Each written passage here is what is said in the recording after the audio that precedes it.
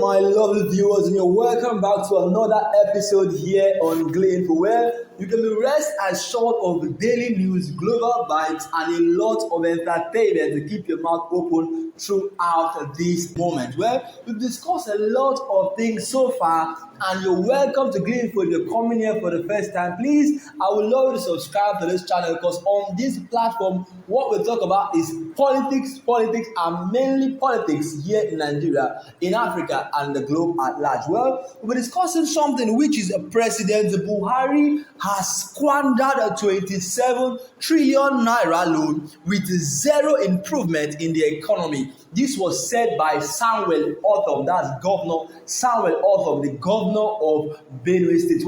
Why not stay tuned while I bring you this news in detail?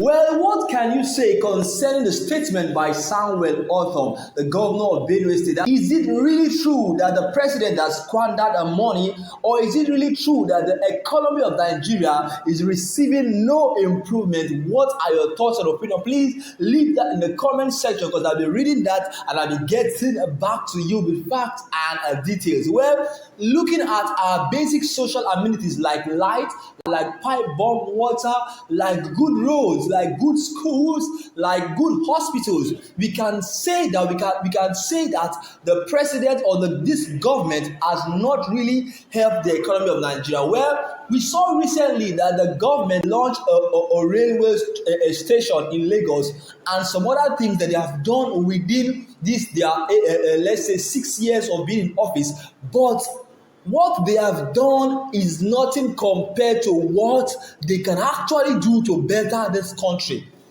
We can check the value of our currency many years ago, before this Buhari-led administration came into office. We can see that the dollar was not even close to 500 or 400. The dollar was 150. But now dollar rose from 150 to over 500 and something naira. As I speak to you now, the currency of Nigeria has lost of value. As I speak to you now, doctors are even planning on going on strike. So even our hospitals are not equipped.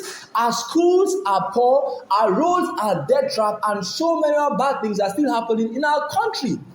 So I think I am in the same side with Governor Samuel Ortom when he said that the president or this government has received over 27 trillion naira and has squandered it, claiming they are using it to improve the country, while they are putting this money into their private accounts and squandering our resources. Well, let me read on so you can get a clearer picture of what Governor Samuel Ortom means. Governor Samuel Ortom of Benue State reported yesterday that President Buhari administration has received and squandered over 27 trillion naira in foreign loan since coming into office in 2015, with no significant improvement in the economy or the well-being of the average Nigeria.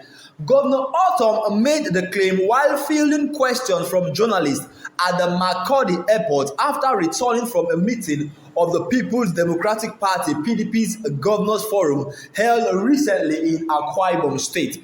He also alleged that the federal government has received trillions under the guise of developing and improving the welfare of Nigerians, but that the impact of these funds is not visible as the citizen situation continues to deteriorate with each passing day, with more people living in abject poverty. In his opinion, the president is encouraging corruption, claiming that one of his 7 ministers, the name is withheld, was recently accused of buying a large plot of land for over 27 million naira. Can you imagine just a land of over 27 million naira? I'm sure this should be in Abuja or Lagos. Well, let me read on. And that during an investigation, 20 million naira was discovered in his house, urging the Economic and Financial Crime Commission (EFCC) to go after the victim. Well, he continued. He said, according to him, anti-graft officials must also prosecute those saboteurs who are seen as conduit pipes for diverting funds meant for projects into personal pockets. saying that the EFCC should bring them to justice regardless of who's involved, and that they must face the consequences of their actions. He said, "I'm amazed by the anti-graft agency selective justice. How can you let someone steal billions of naira and arrest others for minor offenses, while appointee who embezzle vast sum of money evade justice and go scot-free?" You can only find this in Nigeria, whereby we all know who the criminals are, but they are evading justice. They are walking freely on our road without any security operative, without anybody harassing or stopping them, or without the government disturbing them. You find them embezzle money, it is obvious, and they will go scot-free.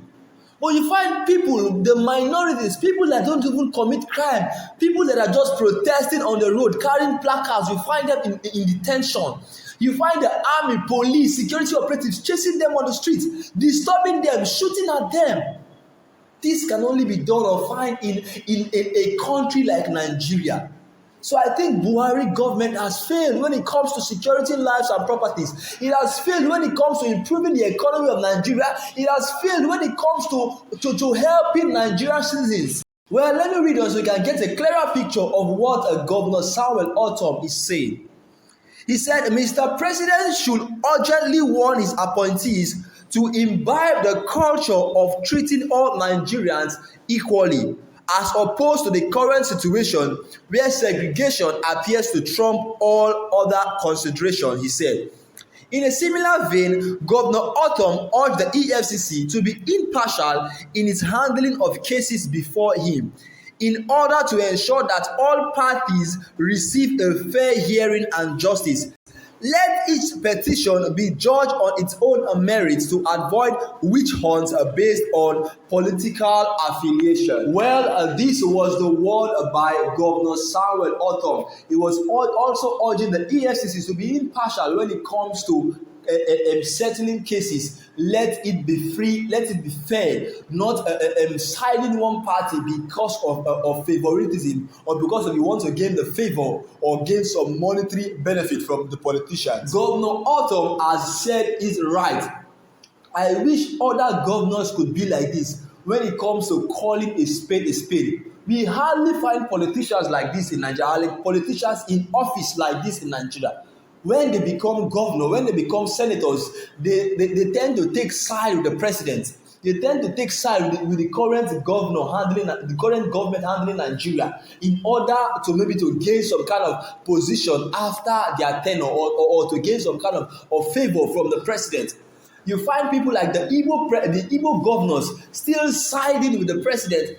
Even as the people are agitating for Biafra, the Igbo governors are not saying anything concerning that, because why? They don't want the president to look at them with an evil eye.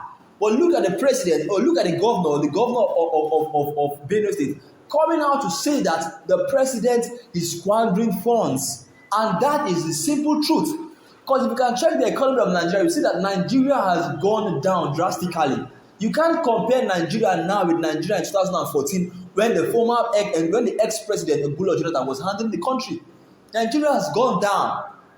So he is rightly calling a spade. And I think all politicians should imbibe this culture of correcting the president, or correcting the federal government when they go wrong, and stop trying to take side with the government just to gain some political benefits or some political favors. Well, what are your thoughts and opinions? I don't know much. I'm just keeping it real with you guys.